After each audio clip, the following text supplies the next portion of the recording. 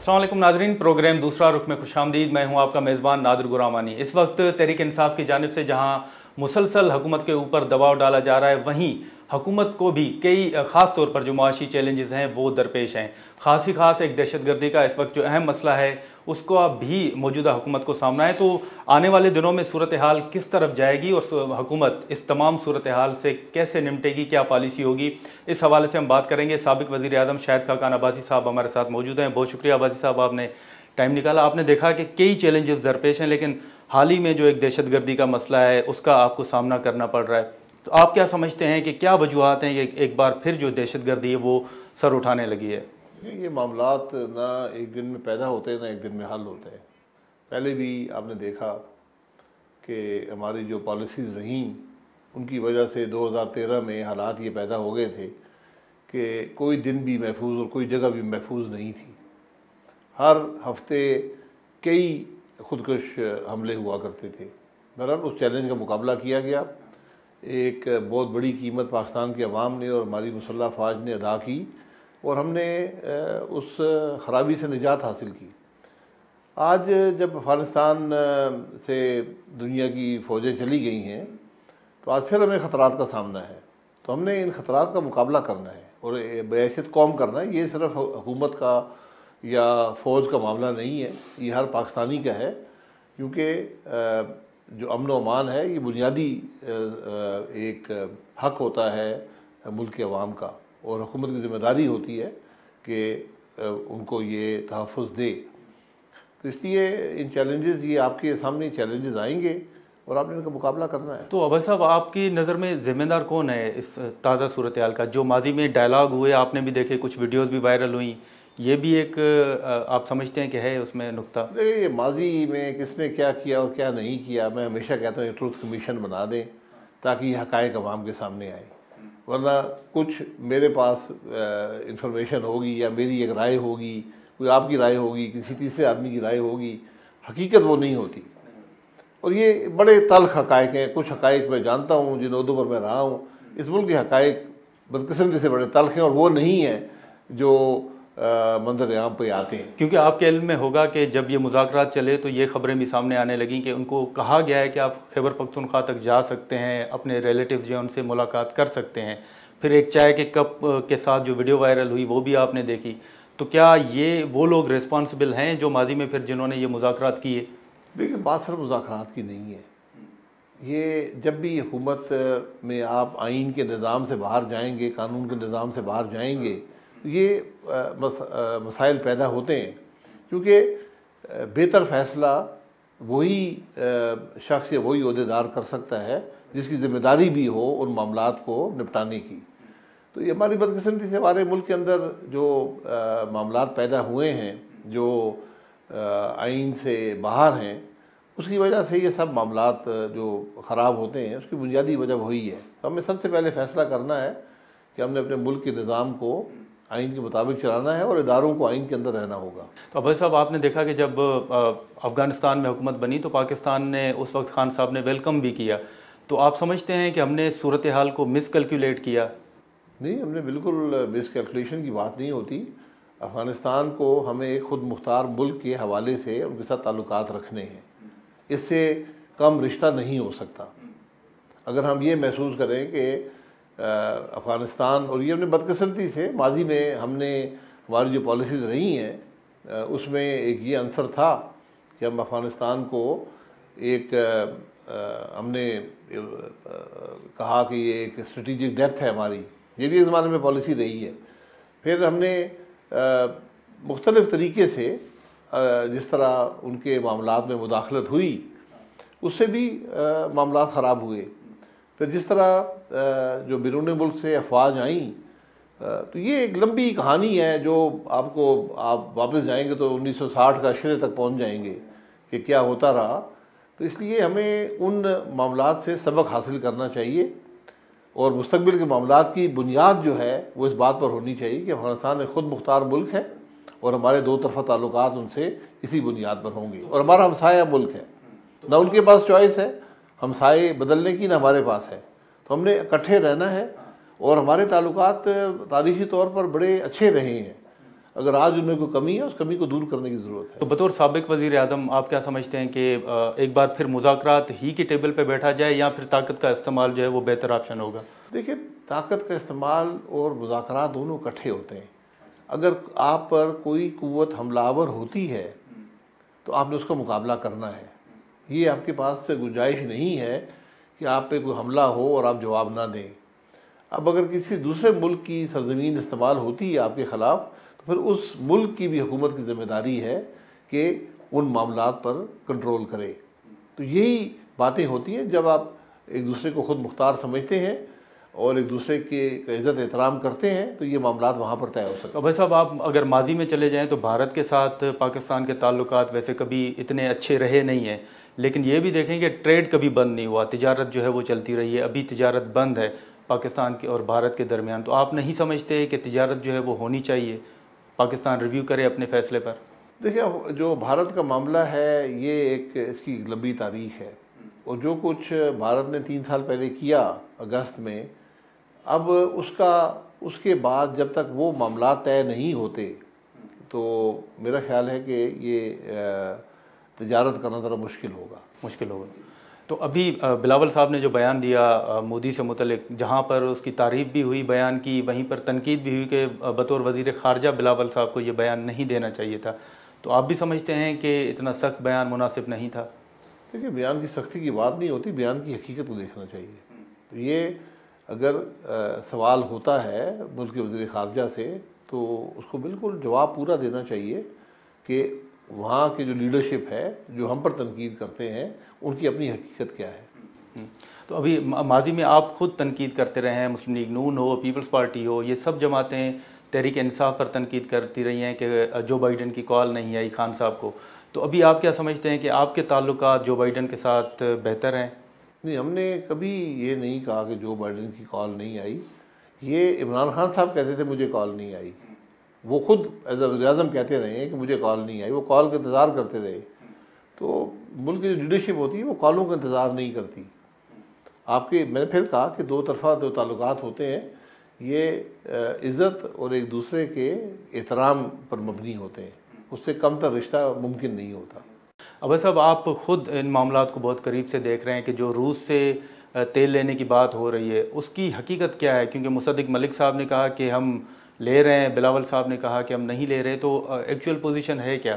देखिए, ये एक कमर्शियल ट्रांजैक्शन है, तो वो उसको उसी दायरे में देखना चाहिए।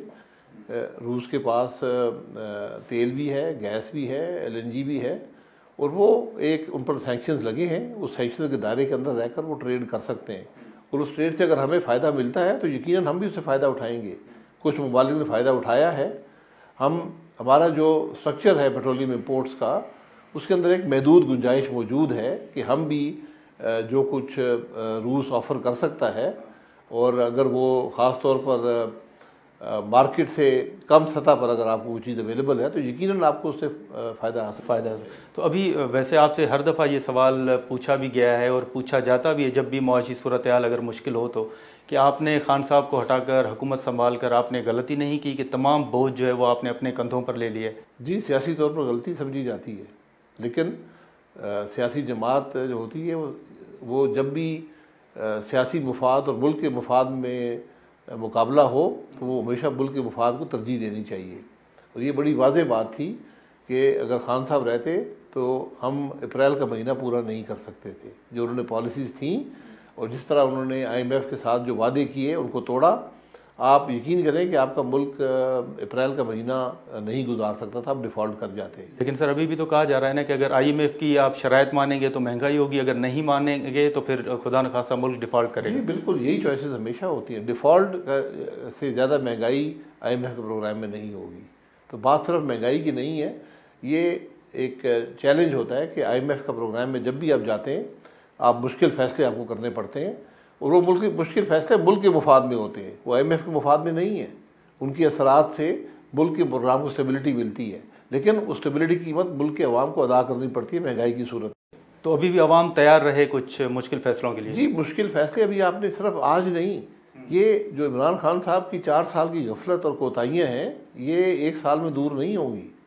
ख़राबी पैदा करना बड़ा आसान होता है, और उसको दूर करने के लिए आपको कई गुना ज़्यादा वक्त और मेहनत और तकलीफ़ उठानी पड़ती है जो उस फैसले से होती है। तो ये सर 3-4 माह में आप कर सकेंगे कि खान साहब का ने जितना बोझ, जितनी मुआशी पॉलिसियाँ हैं, जितनी महंगाई है, उसको कंट्रोल करके फिर आप आवाम में जाएं? नहीं, आपने इस तरफ अभी तो एक इस्तेहकाम देना है।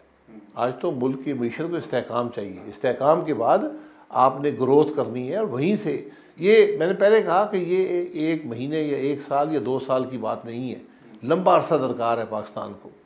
जहाँ पर पाकिस्तान को पहुँचा दिया गया है, ये मामूली बात नहीं है। तो अभी सर जो साद रफ़ीक साहब ने एक बयान दिया, उन्होंने कहा कि हुकूमत तो काम करना चाहती है लेकिन पीटीआई हमें काम नहीं करने दे रही। तो आप समझते हैं कि वाकई खान साहब का कसूर है जो इस वक्त महंगाई है, जो पॉलिसियाँ हैं, या कहीं पे हुकूमत का अपना कसूर? मैं ये कहा ना, अगर आपने ये कसूरवारी करनी है एक दूसरे पर, तो फिर हिसाब लगा लें कि 2018 में मुल्क कहाँ था और आज कहाँ पर है। वो तो एक तरक्की करता हुआ मुल्क था। और इस सब मामले की अगर आपने ख़राबी देखनी है तो 2018 के इलेक्शन की चोरी है। अगर हम इलेक्शन का एहतराम नहीं करेंगे, अवाम की राय का एहतराम नहीं करेंगे, तो वही होगा जो आज हमारे साथ हुआ है। तो वैसे सर एक तासुर दिया जाता है ना कि हमारी आवाम की जो यादाश्त है वो बड़ी कमज़ोर है। जब आप आवाम में जाएंगे तो उनको शायद वो खान साहब वाले फ़ैसले, वो पेट्रोल, वो महंगाई याद ना हो, तो फिर क्या आप अपने उस बयानिए को कामयाब बना सकेंगे आवाम के बीच में? हमने तो हक़ाइक़ अवाम के सामने रखने हैं कि हमने क्या किया है, हमारा क्या पॉलिसी है, कैसे मामलात को बेहतर करेंगे। उसके बाद फ़ैसला अवाम का है।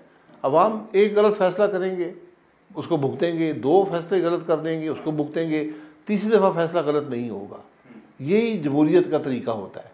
ये किसी को हक़ हासिल नहीं है कि वो इलेक्शन में मुदाखलत करके, अवाम की राय में मुदाखलत करके एक जमात या एक शख्स को इक़्तिदार में लाए या ना लाए। ये जब मामलात होते हैं तो फिर इसकी लंबी कीमत अदा करनी पड़ती है। सर आप समझते हैं कि जब 13 जमातें, जब इत्तेहादी जमात जो है जमातें हुकूमत में आई, तो उस वक्त बाजवा साहब की सपोर्ट भी पीडीएम को रही तहरीक अदम एतमाद में? क्या सपोर्ट थी वो खुद बता दें उन्होंने क्या सपोर्ट की है। अगर सपोर्ट की बात ही करते हैं तो उन्होंने क्या सपोर्ट मुहैया की है। जो बात अभी तक सामने आई है वो तो यही है कि जब इमरान खान साहब ने एतमाद का वोट लिया तो इसका इतराफ़ उन्होंने भी किया और बाजवा साहब ने भी किया है कि नंबर जो थे वो बाजवा साहब ने पूरे करके दिए थे। मैं फिर कहता हूँ कि इन बातों पर क्यास आराई से बेहतर हम सबक हासिल करें, मुस्तकबिल को देखें, किसने क्या किया और क्या नहीं किया। ये ट्रुथ कमीशन के हवाले करते, बड़ी ज़रूरत है हमारे मुल्क को ट्रुथ कमीशन। लेकिन सर फिर वही है ना कि 2018 के बाद आपको याद होगा कि जरदारी साहब ने आरओ इलेक्शन कहा, आपने कहा कि इलेक्शन चोरी हुए, फिर बिलावल साहब ने कहा कि सिलेक्टेड हैं खान साहब, फिर हमने देखा कि आपने एक्सटेंशन भी दी, फिर तहरीक अदम एतमाद भी हुई, फिर वो जमातें जो आपके साथ बैठने के लिए तैयार नहीं थी वो आपके साथ बैठ भी गईं। ये सियासत है। अब अगर एक्सटेंशन की बात है तो एक्सटेंशन सारे पाकिस्तान ने दी है, उसमें हुआ है, ये सब की तारीख का हिस्सा है, इसमें क्या दो राय है। लेकिन इसमें कोई शुबा नहीं है कि इलेक्शन चोरी हुआ। आज की खराबी की बुनियाद उस इलेक्शन की चोरी है, हम इस बात को तो मान लेना। लेकिन मुस्तफ़ा खोखर साहब कहते हैं कि जो शवाहिद सामने आ रहे हैं उसके मुताबिक बाजवा साहब की सपोर्ट हासिल थी पीडीएम को। पता नहीं शवाहिद ऐसे होंगे, अगर सपोर्ट थी तो क्या सपोर्ट थी, क्योंकि वो जमातें थीं जिन सब ने मिलकर ये अदम एतमाद किया है, जिसमें कुछ वो जमातें जो हुकूमत के साथ थीं वो छोड़कर इधर आईं और अदम एतमाद। तहरीक इंसाफ ने तो ये एतराफ़ कर लिया है ना कि उन्होंने बाजवा साहब को एक्सटेंशन देकर गलती की है। माजी में पीपल्स पार्टी पर तनकीद हुई जब उन्होंने एक्सटेंशन दी, ये होता रहा, लेकिन फिर बाजवा साहब को एक्सटेंशन दी गई तो अब उन्होंने तस्लीम किया कि ये गलती थी। आप उस तमाम प्रोसेस का हिस्सा थे, तो आप भी, मुस्लिम लीग नून भी समझती है कि ये गलती थी? देखिए, एक्सटेंशन एक गैर मामूली अमल है, इसको मामूल का अमल नहीं बनाना चाहिए। एक्सटेंशन उस वक़्त मुल्क के वज़ीर-ए-आज़म ने बग़ैर मशवरा किए एक्सटेंशन दे दी थी 3.5 महीने पहले। अच्छा। अगस्त के दरमियान उन्होंने एक्सटेंशन दे दी थी, जिसकी कोई गुंजाइश नहीं है। ये फ़ैसला नवंबर में होना चाहिए था, तो उन्होंने इतनी जल्दबाजी की। अब उसके बाद जो गलती हुई है वो जो जब एक्सटेंशन दे दी गई फ़ौज के सरबराह को, फ़ौज ने कबूल कर ली, उसके बाद उसको बदलना, और ये मामला सुप्रीम कोर्ट ने पैदा किया। सुप्रीम कोर्ट ने कहा कि पार्लियामान इस पर फैसला करे, तो उस फैसले को बदलना ना फ़ौज के मफाद में था ना मुल्क के मफाद में था। लेकिन जो गलती हुई वो जो कानून में तरमीम की गई, जिससे एक्सटेंशन जो गैर मामूली अमल है उसको मामूली अमल बना दिया गया, कानून का हिस्सा बना दिया गया, वो गलत है, उसको ख़त्म करने की ज़रूरत है। तो आप मुल्की मफाद में पार्लियामान में जो कानून साजी हुई उसको सपोर्ट किया? हमने मुल्की मफाद में नहीं किया। उस वक्त जो सब ने कंसेंसस बनाया कि ये है, उस पर इतफाक़ हो गया और वो हो गया। अब उस कानून को आपने वापस बदलना है कि अगर आपने एक्सटेंशन देनी हो तो फिर पार्लियामान के ज़रिए कानून में गुंजाइश पैदा करके एक्सटेंशन दें। ये इख्तियार वज़ीर-ए-आज़म या किसी और शख्स को हासिल ना हो कि वो शख्सी बुनियाद पर एक्सटेंशन दे दे, जिस तरह के 2019 में हुआ। तो सर, नून लीग अब इक़्तिदार में है, आप इरादा रखते हैं कि आर्मी एक्ट में तरमीम की जाए या कानून साजी की जाए? देखिए, ये तरमीम जो होती हैं ये एक जमात अगर कर भी सके तो नहीं करनी चाहिए। इस पर कंसेंसस बनाकर आपको इन मामलात को तय करना चाहिए, वरना कल कोई जमात भी आकर इसको बदल देगी। वैसे आपकी ज़ाती राय में? बिल्कुल ज़ाती राय आज की नहीं है, पहले दिन से है कि इस कानून में तरमीम, और आप खुद देखेंगे कि इदारा जो है, जो फ़ौज का इदारा है, खुद इसमें तरमीम करवाएगा। सर, एक्सटेंशन के मामले पर मुस्लिम लीग नून हो, पीपल्स पार्टी हो या काफ लीग हो, सारी जमातें, आप समझते हैं किसी पर दबाव नहीं था? मैंने कोई दबाव देखा नहीं है। मैं उस वक्त जेल में था तो मुझे दबाव का इल्म नहीं है। अगर दबाव था तो फिर अब वो दबाव हट गया तो उसको बयान कर दें, क्योंकि हम जब वक्त होता है तो बात करते नहीं है, बाद में हमें याद आती है। सबको याद, बहुत से लोगों को आज बातें याद आ गई हैं। सर, लेकिन जब आप जेल में थे, जब आप अपोजिशन में थे, आपकी जमात पीपल्स पार्टी, तो तब आपको पता होगा कि फ़ोन कॉल्स का बड़ा जिक्र था। फिर जो हासिल बजिंजो साहब ने सेनेट इलेक्शन के बाद कहा वो भी आपके सामने है। तो एक तरह का वो फ़ोन कॉल्स वाला तो अमल था। ये हुआ है ना, ये नई बात तो नहीं है। हमारे मुल्क में चीज़ें होती नहीं हैं और यही वो चीज़ें हैं जिसने मुल्क के हालात को ख़राब किया है। हमें, मैं कह रहा हूँ, सबक हासिल कर लें इन सब बातों से और इन काम को छोड़ दें। लेकिन इनके हक़ाइक़ हम सारा दिन कुरेदते रहें, उससे कुछ हासिल नहीं होगा। एक ट्रुथ कमीशन बनाएं, वहाँ पर डॉक्यूमेंट कर दें कि मुल्क में हुआ क्या है। तो अभी जो एक क़यादत नई आई है फ़ौज की, आप समझते हैं, उन्होंने कहा भी है, एपॉलिटिकल है मौजूदा क़यादत? देखिए, एक नया स्टार्ट है। फ़ौज का एक असर, एक ताल्लुक़ मुल्क की सियासत और मुल्क के मामलात से है, और उस असर का एक बड़ा हिस्सा आइन से बाहर है, क्योंकि बहुत अरसे तक फ़ौज बिला वास्ता मुल्क के मामलात में हिस्सेदार रही है, स्टेक होल्डर रही है। इस मामले को ख़त्म करना मुश्किल काम है, लेकिन मुझे उम्मीद है कि जो भी नई अस्करी क़यादत आएगी, आज एक नए चीफ़ हैं, आज 3 साल बाद इसके बाद और आएंगे, वो मुल्क के मामलात को वापस आइन की तरफ ले जाएंगे। तो अभी जो कराची में हो रहा है, MQM के तमाम नाराज़ धड़ों को मिलाया जा रहा है सर, तो अगर कोई उनको मिला रहा है तो ये दुरुस्त नहीं है। अगर वो खुद मिल रहे हैं तो अच्छी बात है। तो बतौर गवर्नर एक आईनी ओहदा है, तो उसको ये किरदार अदा करना चाहिए। या इवन आपने भी पढ़ा होगा कि बहुत से MQM के रहनुमाओं ने कहा है कि इस्टेब्लिशमेंट जो है उसका हाथ है इस सारे अमल में। अगर है तो फिर ना उसका हिस्सा बने, अगर उनको ये बात कबूल नहीं है। मुझे इस बात का इल्म नहीं है। गवर्नर जो है वो एक ओहदा ज़रूर रखता है, लेकिन वो एक जमात का नॉमिनी भी होता है, तो वो सियासत बराह रास्त तो नहीं कर सकता। लेकिन अगर वो सहूलतकार बनता है इस मामले में तो मैं उसको, आप गलत समझ सकते हैं, लेकिन महला कोई उसमें गैर कानूनी बात नहीं है। दूसरी बात ये है कि ये अगर हम एक चीज़ को बुरा समझते हैं, अगर इस्टेब्लिशमेंट इसमें हिस्सेदार है और उसने सबक हासिल नहीं किया, तो फिर सियासतदान कम से कम सबक हासिल कर लें कि वो इन मामलात का हिस्सा ना बने। अगर वो हिस्सा बनेंगे उसकी कीमत अदा करेंगे। सर, जैसे आप का एक वाज़ेह बयान है कि इन चीज़ों से अब आगे जाना चाहिए, तो आपने देखा कि माजी में आपके ख़िलाफ़ जो हैं वो वीडियोज़ आई, वो नेब कोर्ट के जज हो या दूसरा ऑडियोज़ हों। अब देखें कि 1 साल के बाद या 2 साल के बाद फिर एक मरतबा खान साहब के ख़िलाफ़ जो है वो वीडियोज़ और ऑडियोज़ जो हैं सामने आ रही हैं। तो फिर ये कहा जाए कि सियासतदानों ने भी कुछ नहीं सीखा? नहीं, ये वीडियो ऑडियो का जो मामला है हमेशा मुल्क के लिए बुरा ही हुआ है। इससे मुल्क के मामलात हल नहीं होते, बल्कि तज़ीक होती है एक निज़ाम की और एक सियासत की। तो हमें इन चीज़ों से ज़रा बाहर निकल कर, और यही लीडरशिप का तकाजा है कि आज मुल्क की लीडरशिप जो है मामलात को समझे। मुल्क की जो सियासी लीडरशिप है, मुल्क की अस्करी लीडरशिप है, मुल्क की जो जुडिशल लीडरशिप है, आज उनकी ज़रूरत है कि वो इन मामलात को समझ कर इनके मुताबिक मुल्क के मामलात को दुरुस्त करने की कोशिश करें। तो अभी आपने देखा कि बाजवा साहब से मुतल्लिक़ खान साहब बड़े शिकवे करते हैं, उन्होंने एक्सटेंशन दी, जो कुछ हुआ वो आपके सामने है। लेकिन अब वो कहते हैं कि वो दोनों साइडों पे खेल रहे थे, वो मेरे साथ भी थे, वो शायद इनडायरेक्टली वो कहते हैं PDM के साथ भी थे। तो आप समझते हैं कि ये उनका बयान दुरुस्त है कि उन्होंने खान साहब की पीठ में छुरा घोंपा है? ये खान साहब और बाजवा साहब बैठ के तय कर लें किसने किसको छुरा घोंपा है। छुरे घोंपने की ज़रूरत नहीं है, ना ही बाजवा साहब को काम था मुल्क में सियासत करना और ना ही इमरान खान साहब का काम था उनके साथ खेलना। बाजवा साहब ने सियासत जब आप की। खेलेंगे तो फिर उस खेल के हालात यही होंगे जो आज हुए हैं। बाजवा साहब ने सियासत की सर? जी, बाजवा साहब ने। इमरान खान साहब कह रहे हैं अच्छा कि उन्होंने सियासत की। और मैं फिर ये कहूँगा कि जिसने भी ये खेल खेला है, सियासत की है, मुल्क के मामलात को देख लें। इसका पैमाना कि ये काम ठीक है या गलत है, इसका पैमाना मुल्क के हालात है। लेकिन आप भी तो, जब आपके खिलाफ केसेस थे, आपकी क़यादत के खिलाफ केसेस थे, इवन जरदारी साहब जेल में थे, तो आपका भी तो मौक़िफ़ था ना कि इस्टेब्लिशमेंट का हाथ है। जी बिल्कुल रहा है, इसमें कोई शुबा नहीं है। मैं इसलिए कहता हूँ कि मैं सारा दिन कहता रहूँ, उसकी कोई हकीकत नहीं है। हकीकत अवाम के सामने रखने की ज़रूरत है, और वो है मुल्क का एक ट्रूथ कमीशन बने। हमने अपनी तारीख को मसख कर दिया है। पाकिस्तान शायद दुनिया का वाहिद मुल्क है जिसके हक़ाइक़ का उसके मुल्क के अवाम को इल्म नहीं है, क्योंकि यहाँ जो कुछ होता है वो नज़र नहीं आता और जो नज़र आता है वो होता नहीं है। ये बदकिस्मती है। सर, आप भी वज़ीर आज़म रहे और बड़े मुश्किल वक्त में आप वज़ीर आज़म रहे। उस वक्त आपकी भी मुलाकातें होती रहीं, बाजवा साहब आपसे मुलाकातें भी करते रहे। आप जब वज़ीर आज़म थे तो क्या उस वक्त आपके मामलात में कुछ कुव्वतों की मुदाखलत थी? देखिए, मुल्क का जो वज़ीर आज़म होता है, आर्मी चीफ होता है, चेयरमैन सेनेट होता है, जो सदर होते हैं, जो ये सब से आपका वास्ता रहता है, इसमें कोई आर नहीं है।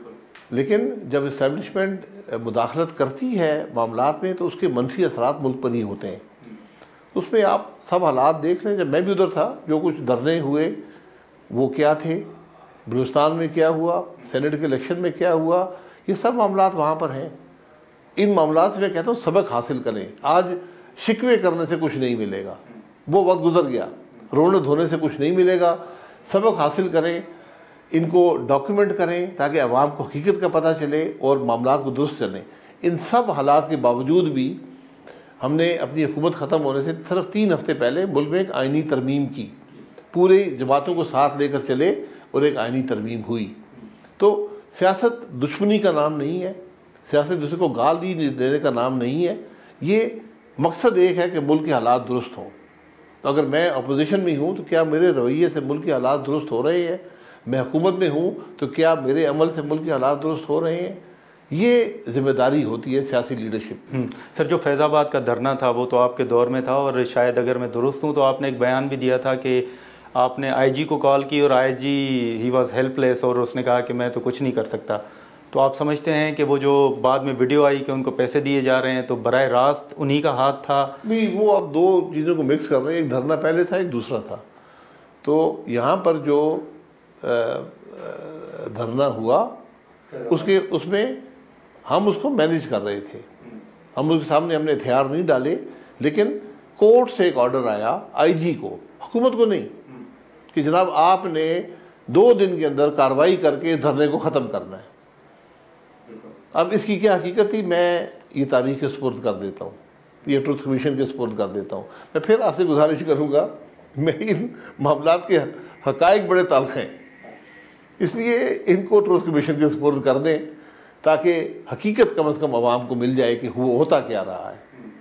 कि यहाँ पर अगर 6, 8, 10 हज़ार की पुलिस और नफरी मौजूद है और वो 200 अशख़ास को हटाने में नाकाम है, तो उसकी वजूहात क्या है? उस वक्त हुकूमत और मिलिट्री इस्टेब्लिशमेंट सेम पेज पर थी जब फैज़ाबाद का धरना था, जब हुक्म आया? जी, एक ही पेज पर होते हैं। मैं फिर सवाल यही करता हूँ ना कि अगर पुलिस मौजूद थी तो 200 बंदे क्यों ना हटा सकी? अगर आपके पास FC भी थी, रेंजर्स भी थे, तो आप क्यों ना हटा सके? ये सवालात हैं, इनके जवाब ज़रूरी है। ठीक है अभय साहब, अभी माजी में आपने देखा कि आपने कहा कि पार्लियामेंट जो है वो एक शख्स चला रहा है, शायद मरियम साहिबा ने नाम भी लिया था। अभी आप समझते हैं कि पार्लियामान में के मामलात में कोई शख्स मुदाखलत नहीं कर रहा? मेरा नहीं ख्याल। सर, कौन मुदाखलत कर रहा है? कोई मुदाखलत नहीं कर रहा। जो स्पीकर है वो असेंबली चलाते हैं, उन पर कोई दबाव नहीं है कि इसको बोलने दें या किसको ना बोलने दें, और आगे एजेंडा क्या होगा और किस चीज़ पर बात होगी या नहीं होगी, ये कोई रुकावट नहीं है। माजी में रुकावट थी। तो अभी आप देखें, अगर माजी में रुकावट थी सर, तो फिर अभी राजा परवेज़ अशरफ साहब वो शख्सियत हैं जिन्होंने खुद अली वज़ीर और मोहसिन दावड़ के प्रोटेक्शन आर्डर की उस वक्त दरख्वास्त देते रहे हैं, पीपल्स पार्टी देती रही। आज वो स्पीकर हैं, लेकिन अली वज़ीर के प्रोटेक्शन आर्डर की दरख्वास्त नहीं होती जा रही। फिर आप आज़म स्वाति को देखें सेनेट में। जी बिल्कुल देनी चाहिए, सेनेट के चेयरमैन को देनी चाहिए। अगर वो नहीं दे रहे तो अपनी जिम्मेदारी पूरी नहीं कर रहे। तो सर फिर जो माजी में रहे, जिसका नाम नून लीग ने लिया, फिर क्या उनके खिलाफ कोई कार्रवाई का इरादा रखते हैं, जिन्होंने पार्लियामान के कार्रवाइयों से अगर मुल्क हाल होगा तो फिर कार्रवाइयाँ कर लें। हमारा मुल्क कार्रवाइयों का मुतहम्मल नहीं हो सकता। मैं इसलिए कहता हूँ कि ये ट्रूथ कमीशन बनाए ताकि हकीकत आवाम के सामने आए। सर कमीशन तो माजी में भी बनती रही ना, बटाबाद देख लें, महमूद रहमान कमीशन। महमूद रहमान कमीशन की अगर हम रिपोर्ट शाया कर देते तो बहुत से हक़ाइक़ अवाम के सामने आते और शायद आज हम इन मुश्किलात में ना होते। तो सर अभी कर सकते हैं? अभी तक हुआ नहीं है। उसकी शाया ना होना ही, हालांकि वो शाया हो चुकी है, अखबारों में मौजूद है, तो उसकी अहमियत ख़त्म हो गई। अगर आप उसको पढ़ लें, अब जो कुछ उसमें लोग थे, जो कुछ हुआ, वो अब एक तारीख ऐसा ही रह गया है। उसे कोई सबक हमारे लिए, सबक तो बहुत सारे हैं लेकिन हमने हासिल नहीं किए।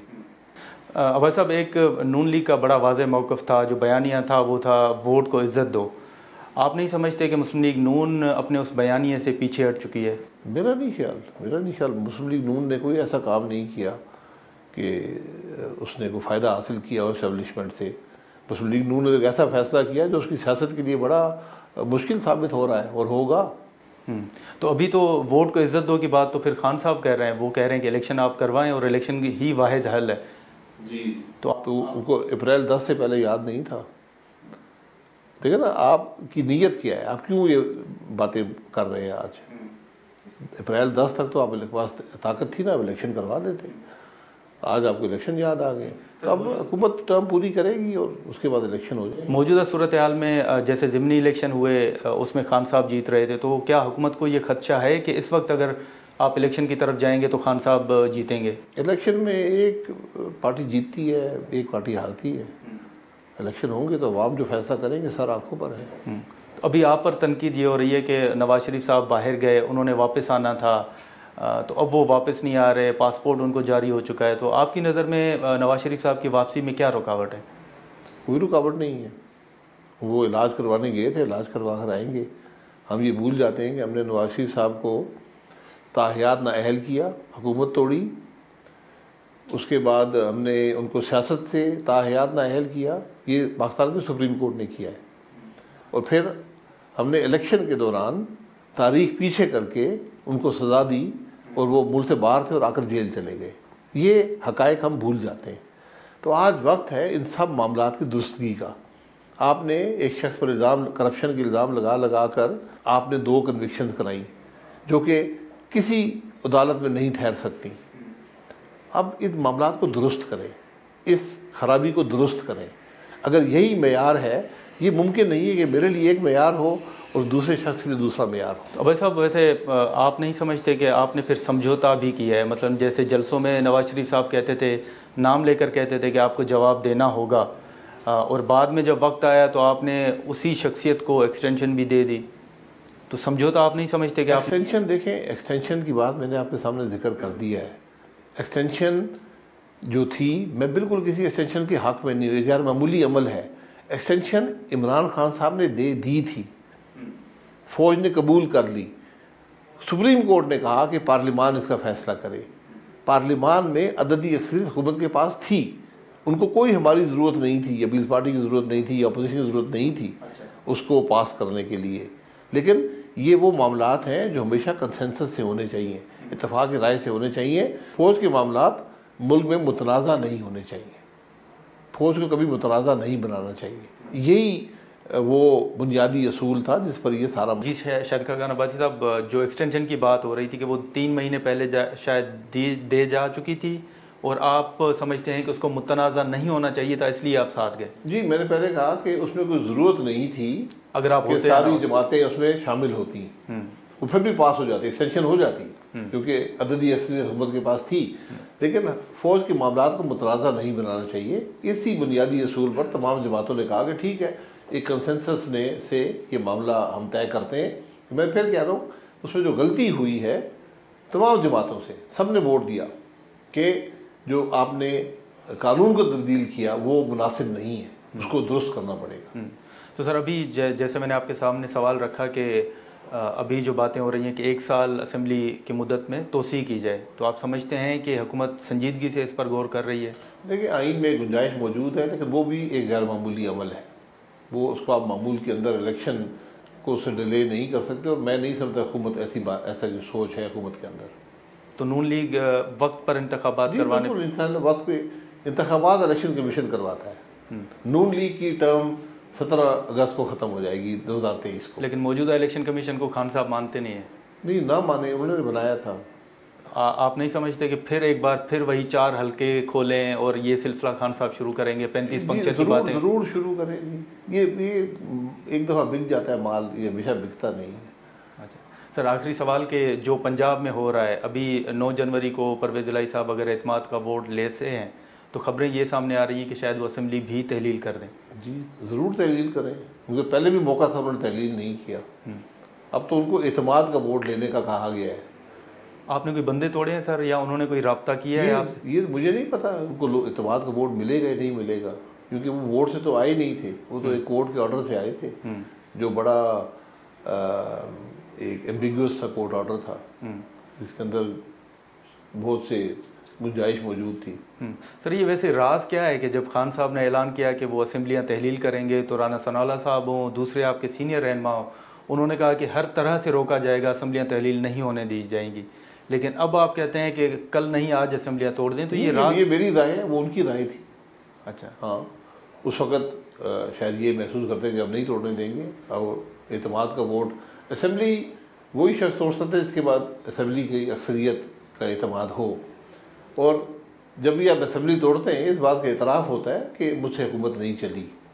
ओके, क्योंकि ये असेंबलियाँ सब ये सियासत खेलने के लिए नहीं होती, अवाम ने आपको इलेक्ट किया है कि उनके मसाइल हल करें।